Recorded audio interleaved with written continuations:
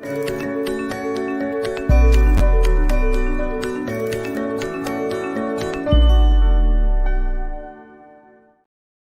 everyone. We're ready for a CCO Live. It's number 114.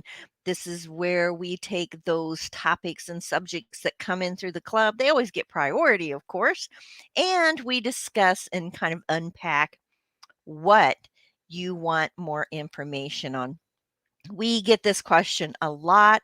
We've kind of done similar topics, but we wanted to refocus on this because some more questions had come in. And it's always beneficial to talk about tips for increasing your speed and accuracy in medical coding. Now, this is not test taking tips. This is out there, real world.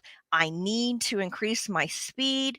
Maybe there's a quota, or just maybe you feel like there's things that you could do to improve your skills and become faster. But with speed, you always want to make sure that you are also staying on top of your accuracy. So, how do we do that?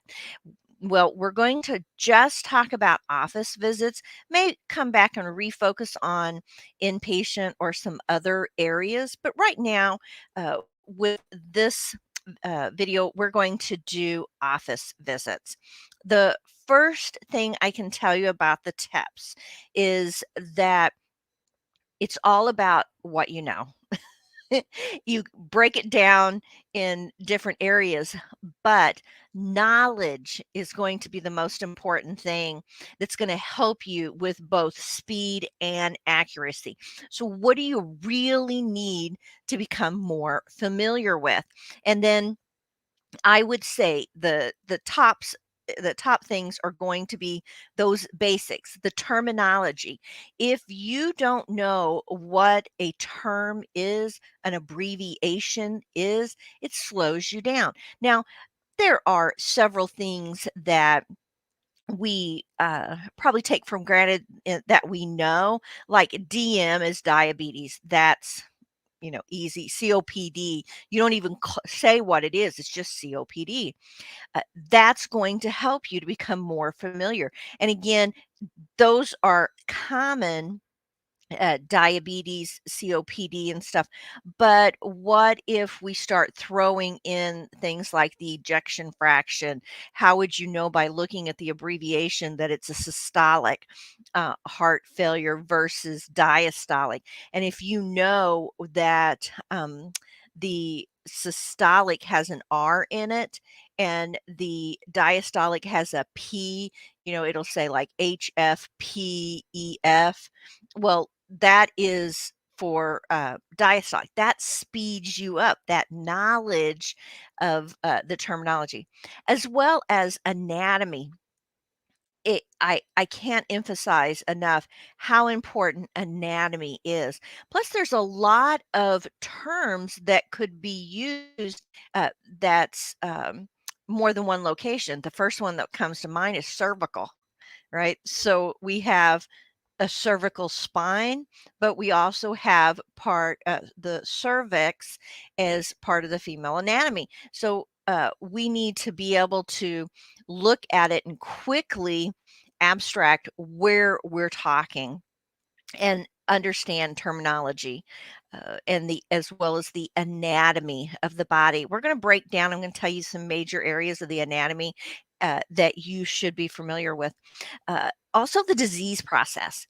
Now, the reason I mention that is because we need to know the code set even tells us that there's interactions and manifestations and etiology of different disease process. The more familiar you become with all of these, the better you're going to be at your job. It's going to increase your speed, it's going to increase your accuracy. We'll talk about that a little bit more, as well as the code set itself. The more you use the code set, the better you're going to be. And we're going to practice abstracting. There's several ways that I can tell you uh, to abstract quickly, or what's fodder. I always call what you don't need. It's fodder. You don't even need to read it. to be able to drill down on the important information.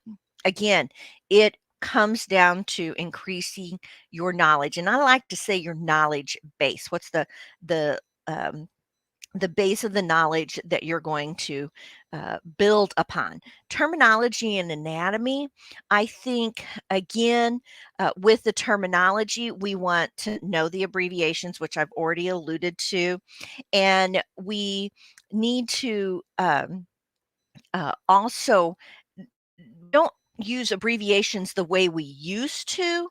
Medical abbreviations like with and without, OU, for your eyes, things like that. You don't see that as much when we're not handwriting the notes. Although I still end up using medical abbreviation when I write because it's just faster. It's a type of shorthand.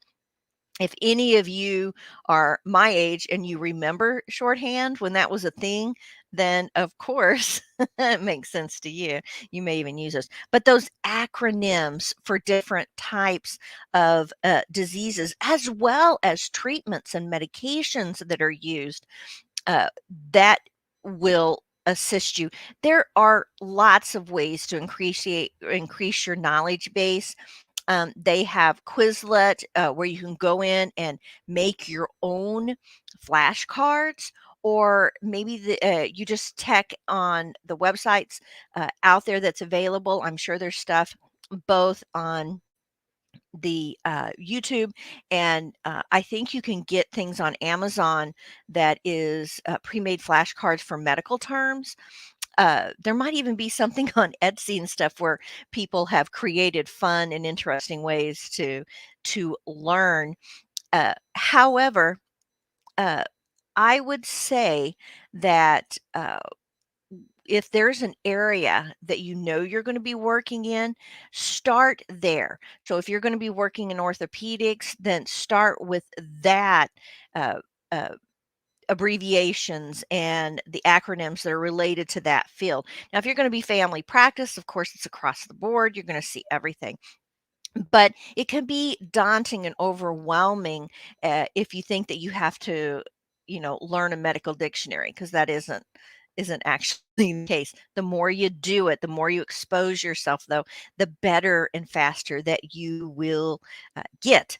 Now, I would say also some areas in terminology, blood components, like the difference between the white blood cells, the red blood cells, the platelets, and you I see that in the documentation a lot, as well as medication.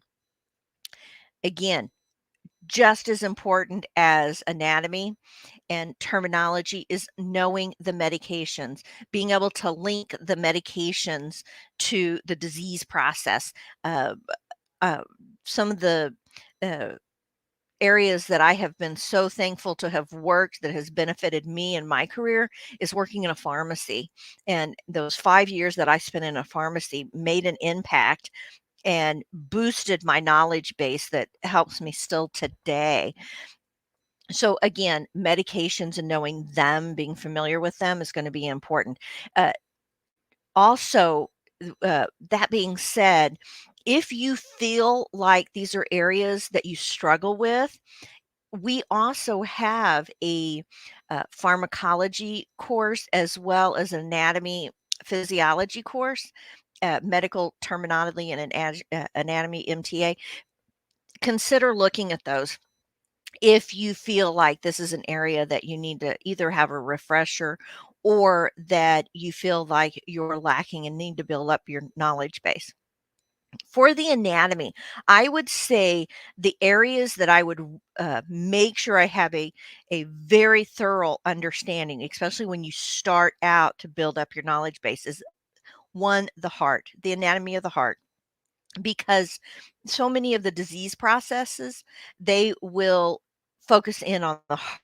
Uh, if you're having uh, it's hard to think of any part of a disease that the heart isn't checked as well, because we check the blood pressure every single time. That should tell you right there, to have a healthy heart that is working at peak at the peak level tells you that the rest of the body is doing okay. If anything is happening in the body that goes out of sync, the heart is probably one of the first things that is an indicator that something's off. So hear lots of verbiage and document and see a lot of documentation surrounding the heart itself. The more you know about the heart, the anatomy of the heart, it is going to assist you. I would say that would be the bulk of the knowledge base in the anatomy that you should learn. And building on that, the major arteries because especially the aorta, there's so many things that are reflected through the aorta, and the code set has been expanding. uh, the especially ICD-10, the codes to describe even where problems with the aorta is from, it used to just be the aortic arch, thoracic, and stuff. Now it's listed all the way down to where it bifurcates. So again, the major arteries, the carotid arteries, they're always referring to those. There's complications that are involved there. So that would be next. Bones and joints. Right after the heart, I would say that you are doing yourself a disservice if you don't know the major parts of the heart and you don't have the bones memorized. Now, you don't have to have every single little bone in the hand, all those metatarsals and metacarpals.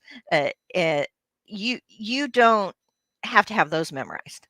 However, you have to know that they're metatarsals and metacarpals, and know which one's which. You don't have to know every aspect of the skull, but you need to know it's the cranium. And uh, again, all of the bones, because it is locational, and so many diseases as well as treatments are directed via location and use uh, bones or what the area is named after that bone to be able to identify, say, where they're going to inject somebody to get to the heart, right? Where do they go? Femoral artery. Why is it called the femoral artery? Uh, because the femur is right there. Again, that's going to be beneficial to you.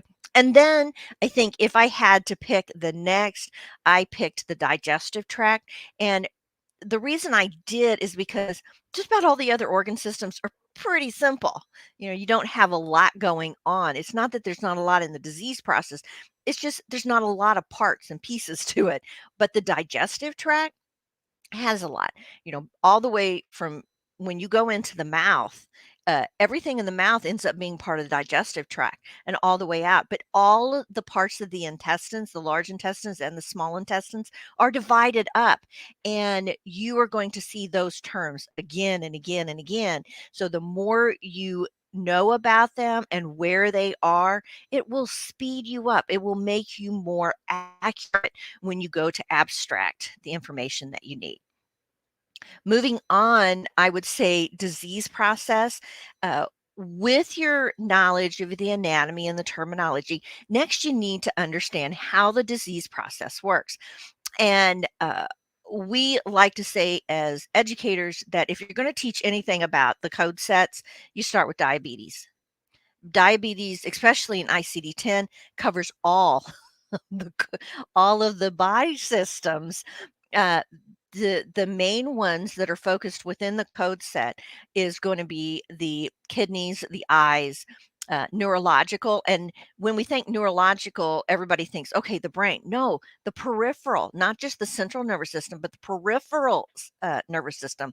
The PNS is neuropathy, and when you start having problems, circulation, and then the skin. Now you can build upon those areas, but those are the main areas. That's almost the entire body that can be affected by diabetes. And so we want to know uh, if a patient is having complications with their diabetes. Is it the skin? Well, that involves having ulcers, they have diabetic dermatitis, they have other, which allows for anything else that's happening with the skin that isn't already listed. And again, I've already mentioned neuropathy, circulation. We have angiopathy, and sometimes the providers link hypertension with the diabetes that goes under circulation. Ophthalmic, we have cataracts, we have glaucoma, we have retinopathy, and there's different types of retinopathy: proliferative, non-proliferative, mild, moderate. So all of that's built in. And then, of course, the kidneys. You've got nephropathy and you've got CKD as the two main areas the diabetes likes to affect. And then you can build on that when you understand that if the kidneys are being affected by the diabetes, probably circulation is being affected by diabetes. But if a person has something like hypertension and CKD, there's a link there, and that changes the codes. And so moving on to circulation, we want